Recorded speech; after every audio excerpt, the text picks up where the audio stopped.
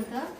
तर ताई आपल्या शॉपला बघा, ताईने धूपकोन घेतलाय, छोटासा नैवेद्य बाऊल, एक ब्रेसलेट घेतलंय, कस्तुरी बॅग आणि हे बघा कमळाचा आणि महालक्ष्मी कमळ सुंदर बघा ताईंनी ब्लाउज पीस घेतलाय.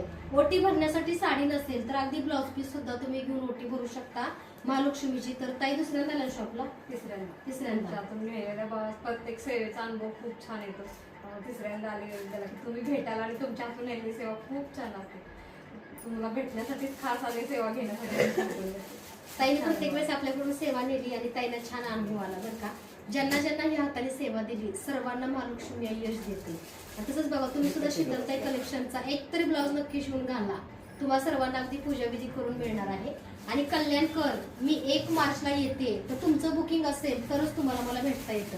कारण आम्ही एक हॉल बुक केलाय, त्याचं एक लिमिटेशन असतं बघा. तुम्ही जर 100-200 लोक आले तर एवढ्या लोकांची व्यवस्था झाली पाहिजे.